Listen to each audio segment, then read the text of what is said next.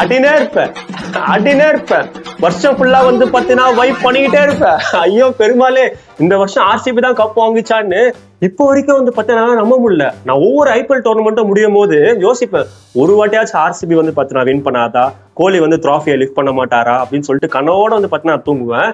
அதுக்கேத்தாப்புல dream வரும், ஆனா மூச்சு பார்த்தா அது கனவா தான் போயிடும்.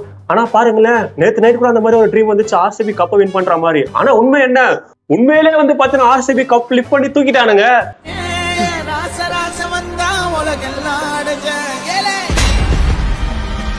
நான் சொன்னேன்னா இந்த வருஷம் வந்து பாத்தீங்கன்னா 18வது season of the IPL and also கோலியோட ஜெர்சி நம்பர் கூட வந்து பாத்தீங்கன்னா 18 ரெண்டுத்துக்குமே வந்து பாத்தீங்கன்னா என்னமோ ஒரு கனெக்ஷன் இருக்கு. அதுக்கேத்த ஜெயிக்க போறாங்கன்னு ஜெயிச்சிட்டானுங்க.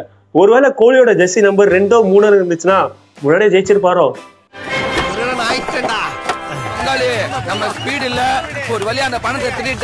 தெரியல. நிறைய பேர் வந்து பாத்தீங்கன்னா கேட்டாங்க, ஒய் வந்து பார்த்தா இந்த வருஷம் நீங்க ஆர்சிபிக்கு சப்போர்ட் பண்றீங்க, ஒய் நாட் சிஎஸ்கேன்னு.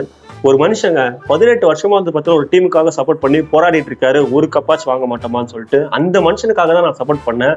போதா குறையா நான் சப்போர்ட் பண்ற நேரமா வந்து பாத்தீங்கன்னா ஆர்சிபி வந்து வின் பண்ணிடுச்சு. நிறைய பேர் கமெண்ட் செக்ஷன்ல வந்து கேட்டாங்க, ஏன் நீ சப்போர்ட் பண்ணனால தான் வந்து பாத்தீங்கன்னா ஆர்சிபி வின் பண்ணிச்சான்னு. ஆமாடா நான் சப்போர்ட் பண்றதுனால தான் ஆர்சிபி வின் பண்ணிச்சு. ஏன் 17 வருஷமா நீங்க சப்போர்ட் பண்ணீங்களா, அப்போ நொட்டி தானே போச்சு, வந்துட்டானுங்க.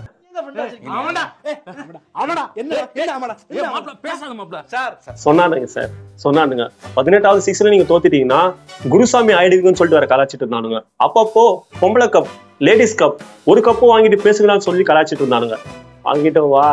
அது மட்டும் இல்ல, இங்க மும்பை வந்து பாத்தீங்கன்னா எலிமினேட்டர் வந்து ஜெயிச்சுட்டு மேல வரும்போது டாடி இஸ் கம்மிங், உங்களை போட்டு பொலன்னு பொழக்க போறாங்கன்னு சொன்னானுங்க. அதுக்கப்புறம் மக்களின் கேப்டன் ஷேஷ் இருக்காருல்ல, அவரு வந்து பாத்தீங்கன்னா ஜெயிச்சுட்டு ஃபைனல் வரும்போது அவரு உங்களை போட்டு பொலன்னு பொழக்க போறானுங்க. எங்க பொழக்கவே இல்லையே, யாரும் வரலையே. என் பின்னால ஒரு அரசாங்கமே இருக்குடா. என் மேல கை வச்சுனா 4 பேர் தீ குளிப்பா, 4000 பஸ் ஏறியும் 40,000 பேர் ஸ்ட்ரைக் பண்ணுவா, தமிழ்நாடு சம்பித்து போம்டா. எனக்கு கத்தி வந்து பாத்தீங்கன்னா தொண்டை தண்ணியே போயிடுச்சு. ஒரு காஃபி இல்ல டீ வந்து பாத்தீங்கன்னா சாப்பிட்டு வரேன். அம்மா எனக்கு ஒரு காஃபி இல்லைன்னா டீ ஒண்ணு வேணுமா? எந்த கப்லயா? இப்ப நேத்து புதுசா ஒரு கப் வாங்கணுமே, அதுல போட்டு எடுத்துனுவா.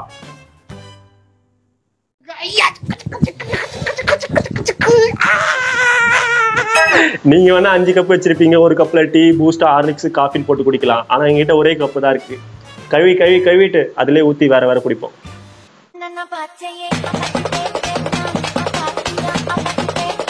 நேற்று ஆக்சுவலா வந்து பாத்தீங்கன்னா ஒரு 4 மணி நேரம் நான் லைவ் போட்டிருந்தேன். நிறைய பேர் வந்து கனெக்ட் ஆயிருந்தாங்க. நான் ஆர்சிபிக்கு சப்போர்ட்டா வந்து பாத்தீங்கன்னா பேசிட்டு இருந்தேன். ஆனா கமெண்ட் செக்ஷன் பூராவே வந்து பாத்தீங்கன்னா பயம் பிள்ளைங்க பஞ்சாப் சப்போர்ட்டா வந்து பேசிட்டு இருந்தானுங்க.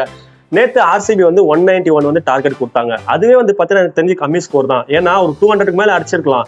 லாஸ்ட் டைம் எலிமினேட்டர் மேட்ச்ல பஞ்சாப் ஸ்ரேயஸ் ஐயரை தூக்கிட்டு வந்து சொருகுனா பாத்தீங்களா, அந்த பயம் வர இருந்துட்டு இருந்தது.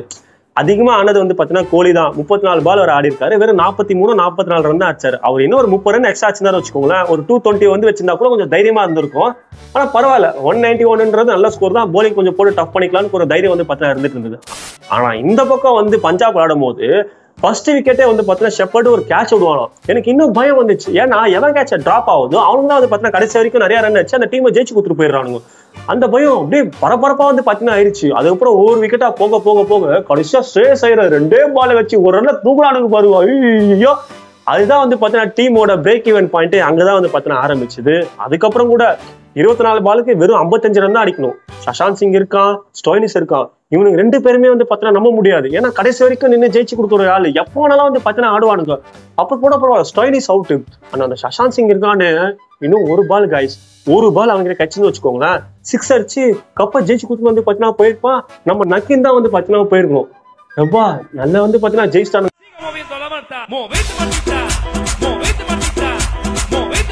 நம்ம இந்த சிஎஸ்கே டீமுக்குலாம் சப்போர்ட் பண்ணும்போது எல்லா மேட்சுமே வந்து பார்த்தீங்கன்னா பிபி மாத்திரை போட விட்டுருவாங்கல்ல, அந்த மாதிரி தான் இந்த ஃபைனல் மேட்ச் பார்க்குற மாதிரி இருந்துச்சு. கடைசி பால் வரைக்கும் போகும்போது கூட அந்த பயம் இருந்துட்டே இருந்தது. ஏன்னா நோ பால் போட்டாங்கன்னா என்ன பண்றது? ஸ்ரேயஸ் ஐயர் காய்ஸ் 6 அன்பேர் பிளேயர் வச்சுட்டு ஃபைனல் வரைக்கும் வந்து பார்த்தீங்கன்னா வந்துட்டான். அதுக்கே வந்து பார்த்தீங்கன்னா அவனை ரொம்ப பாராட்டணும். ஒரு பக்கம் வந்து பார்த்தீங்கன்னா பஞ்சாப் வின் பண்ணல அப்படின்னு சொல்லிட்டு கொஞ்சம் வருத்தமாக தான் இருக்கு. ஏன்னா பஞ்சாப் வின் பண்ணியிருந்தா பிரீத்தி சிந்தா வந்து அழகாக சிரித்திருப்பாங்க, கண்ணத்துல வந்து பார்த்தீங்கன்னா குழி வந்திருக்கும், நம்ம பல்லாங்குழியே வந்து பார்த்தீங்கன்னா ஆடி இருக்கலாம். விராட் கோலி அந்த மனுஷனை பத்தி நான் நிறைய பேசி ஆகணும். கடைசி வரைக்கும் வந்து பாத்தீங்கன்னா ஒரு ஹோப் இருக்கக்கூடிய ஒரே மனுஷன் விராட் கோலியா தான் இருக்கும். ஏன்னா வந்து ஒரு இன்டர்வியூல கூட பார்த்தேன், even if I have 1% I will fight for தட்னு சொன்னார் பார்த்தீங்களா, அதுக்காகவே வந்து பார்த்தீங்கன்னா எனக்கு கோலியை வந்து ரொம்பவே பிடிச்சிருக்கு. கடைசி 4 பால் 27 ரன் அடிக்கணும்னு நினைச்சேன். அப்போ வந்து மேட்ச் நம்ம கையில வந்துச்சுன்னு சொல்லிட்டு க்ரௌடே வந்து பார்த்தீங்கன்னா கத்த ஆரம்பிச்சது. மனுஷன் அழுறாங்க, கண்ணுல தண்ணியா ஊத்துது. அந்த முகத்தை பார்க்கும்போது எனக்கு கண்ணுல இருந்து ஆட்டோமேட்டிக்கா வந்து பார்த்தீங்கன்னா தாரத்தாரையா கொட்டுது. அந்த மனுஷன் ஹாப்பி, பக்கத்துல ஃபேன்ஸ் ஹாப்பி, பின்னாடி அண்ணி ஹாப்பி, நான் ஹாப்பி.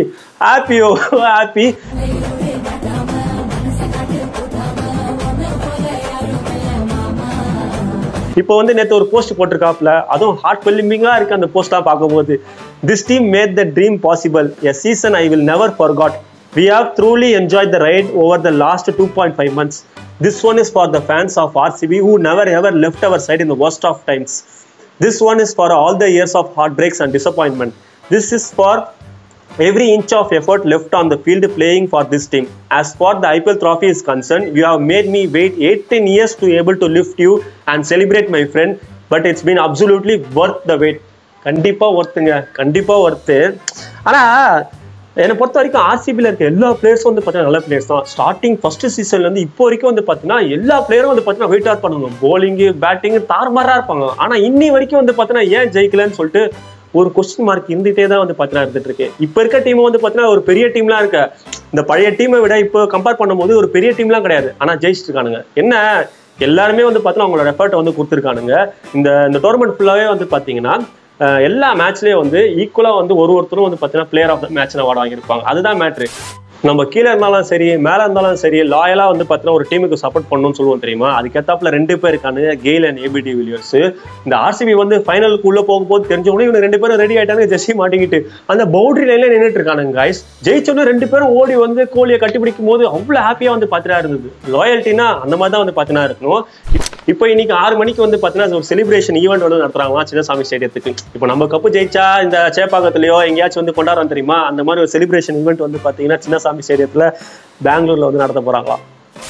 ஆக்சுவலா வந்து பாத்தீங்கன்னா ராஜத் பட்டிதாரை பத்தி பேசியே ஆகணும். இந்த கோலினால முடியாததை, டுப்ளேசிஸ்னால முடியாததை ராஜத் பட்டிதாரால முடியும்னா அது யாரால மாத்த முடியும். இந்த சீசன் அப்போ வந்து பாத்தீங்கன்னா அவருக்கு வெட்டிங்கா அதை ஒத்தி வச்சுட்டு வந்து பாத்தீங்கன்னா இந்த சீசன் வந்து விளையாடிட்டு இருந்திருக்காரு. நேற்று ஐபிஎல் டோர்னமெண்ட் வின் பண்ணும்போது கூட அவ்வளவு செலிப்ரேஷன் வந்து பார்த்தா அவர் முகம் நான் பார்க்கவே இல்லை. ஏன்னா அவருக்கு தெரியும் இந்த கப்பு வந்து பாத்தீங்கன்னா கோலிக்கு தான், ஆர்சிபி ஃபேன்ஸ்க்கு தான், நமக்கானது கிடையாதுன்னு சொல்லிட்டு வந்து பார்த்தா அவர் தெரிஞ்சிருக்கு. அந்த வேல்யூ வந்து பாத்தீங்கன்னா அவருக்கு புரிஞ்சிருக்கு. He is the best captain for RCB. Sai Sudarshan வந்து பார்த்தீங்கன்னா இந்த டைம் 4 அவார்டு வாங்கியிருக்காரு. Emerging player, on the force, fantasy king, அதுக்கப்புறம் என்ன ஆரஞ்சு கேப், இது எல்லாமே வந்து பார்த்தீங்கன்னா அவர் வாங்கியிருக்காரு. இந்த வாட்டி அவர் 759 ரன் வந்து பார்த்தீங்கன்னா அடிச்சிருக்காரு. அண்ட் ஆல்சோ வந்து பார்த்தீங்கன்னா 10வது முறையாக சிஎஸ்கே வந்து ஃபேர் பிளே அவார்டு வந்து வாங்கியிருக்காங்க. அதான் சொல்லுவாங்களே, பரவாயில்ல தோத்துட்டீங்க இருந்தாலும் உங்களுக்கு ஒரு டிராஃபி தரோன்னு சொல்லுவாங்களே, அந்த மாதிரி தான் வந்து பார்த்தீங்கன்னா ஃபேர் பிளே அவார்டு வந்து கொடுத்துருக்காங்க.